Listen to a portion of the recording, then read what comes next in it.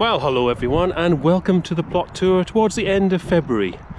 And it's quite a cold one today, so I will be shivering my way around the plot. And as usual, starting off with the rhubarb bed. It's putting on pretty good growth. And we've got tulips coming up in amongst the Phacelia and the Nigella. There's plenty of little seedlings of those kicking around from seeds sown last year. Not much happening elsewhere. We've got some bulbs coming up though, which is quite handy. The water gauge is sitting at about 2 millimeters, and we've only had 1 millimeter before that, so 3 millimeters for February, which is very, very dry. So I have cut the grass once, as the evidence is down the middle here, and all the leeks have gone. And I still have to do the strawberries, get those brown leaves from last year away. So we have the residues breaking down in this bed here, and the berry bushes are all pruned and ready to go. There's lots of buds forming on those. The carrot bath has been cleared out of what was remaining of the carrots, and that's all been sorted.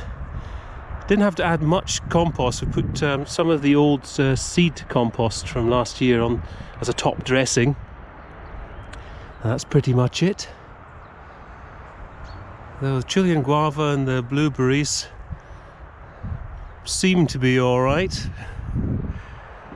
and the troughs with the bulbs, by this time next month I should have those arranged around the plot to have a nice spring bulb display. So bed 6 has got some garlic in it, some random ones from last year. They were just sort of spare cloves we've just popped in, see how they do. And this is our bed 5. And this is going to be an experiment this year. If anyone's into their soil science and know Dr. Christine Jones, we're going to be doing a sort of no-dig method that doesn't involve any compost. But actually, I was going to do another video about the fact that we're coming up to 5 years since we actually put on any bought compost onto the plot, just because of the method that we do. So another bed here is clear. Usually we have a lot more residues on these beds at this time of year from the cover crops, but or even cover crops themselves that have survived the mild winter, but we haven't had a mild winter. It's been pretty harsh. Still some residues. We have some swede, but it's so woody now it's not worth bothering with. So the peach, I haven't seen any signs of, well, we have some bud life, but nothing that's turning into blossom or anything quite yet. I have cleared the hedge at the back there. That took about 4 bags worth of compost, old compost bags, back to dispose of. And we've got some tulips coming up through the grass residues there. And the daffodils have started to come out. They're a little bit late this year because of how cold it has been. But those are looking nice. Excuse me, I'm a bit sniffy. The mild weather sort of brought on sort of early hay fever. Thanks to, and there's so little rain to dampen down the conifer pollens.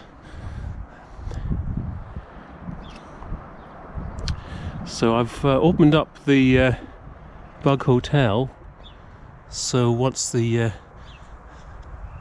larvae start hatching out, they can get out without being obstructed by spider webs and the like. I had to top up the pond because it's been so dry. It was the level starting to go down.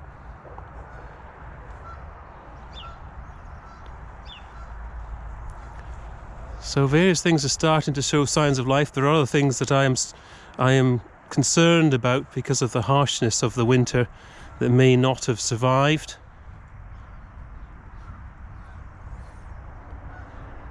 Well, hyacinths look pretty happy over there. I've hacked back that rosemary. I've also pruned the rose. Gertrude Jekyll here, it's got some new growth on it.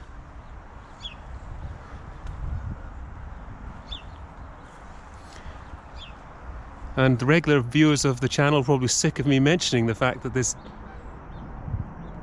pluot is forever blossoming. Now, when I cut back the polka autumn raspberries, I discovered this. Now, I've had a sort of saga of a Glencoe raspberry that I've had in various places on the plot. It's not done very well, and I got really scunnered with it, and I shoved what looked like was the dead remains in amongst the other raspberries, thinking, oh well, all raspberries together, not remembering that the Glencoe is a summer fruiting raspberry. So I think that might be it. It does look like a summer growth rather than sort of an autumn fruiting growth, but we'll see.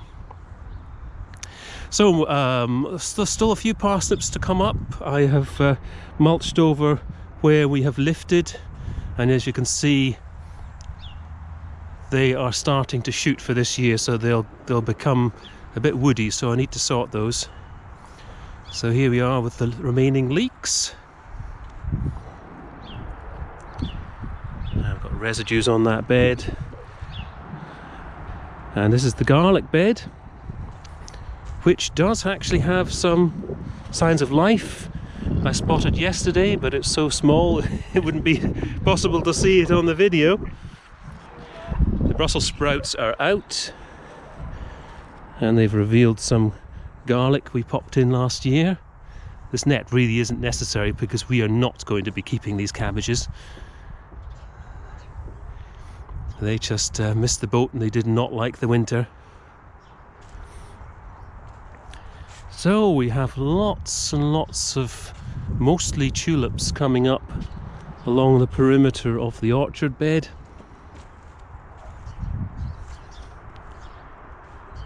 And we do have signs of life on the fruit trees.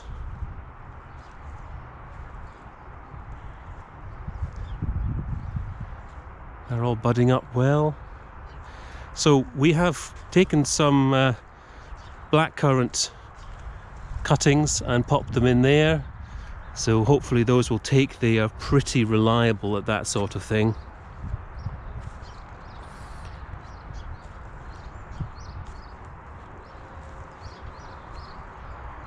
And there we are back at the start. So I hope everybody's having a good beginning to the year, and enjoy the rest of the season. Bye for now.